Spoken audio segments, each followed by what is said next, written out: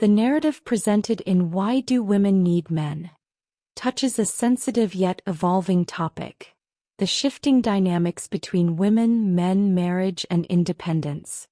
Through the story of a 28-year-old woman navigating societal pressures and personal choice, it raises timely questions about tradition versus modern identity, and emotional fulfillment versus societal expectations. 1.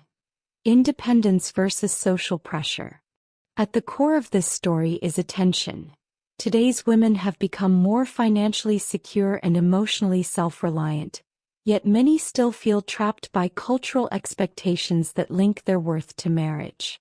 The Neighbor's story reflects a broader generational divide, where older generations believe security and respect come through marriage, while younger women are proving they can thrive independently.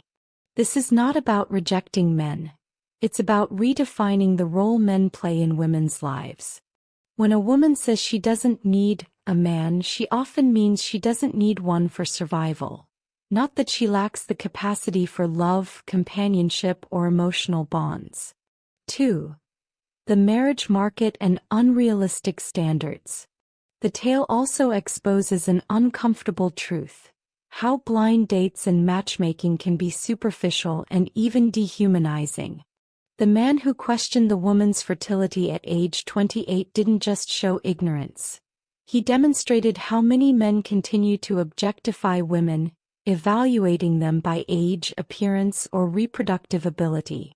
This mindset isn't just outdated, it's insulting.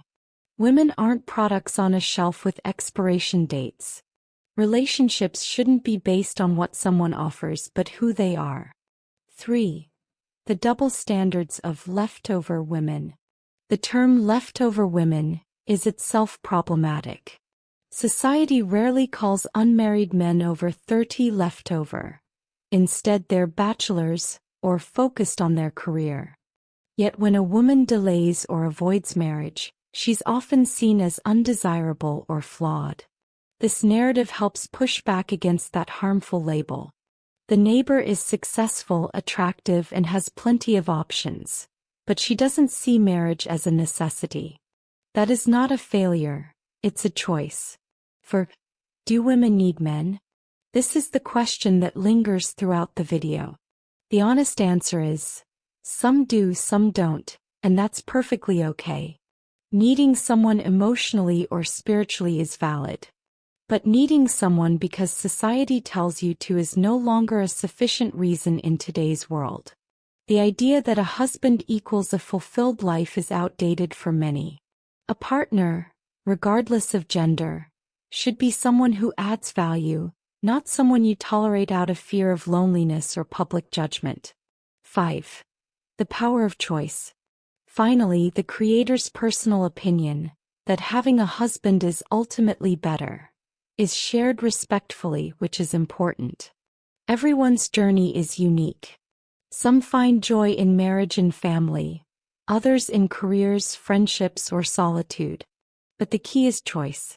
True empowerment is not in rejecting men, but in being able to choose whether or not one wants a man in their life, and to do so free from pressure or shame.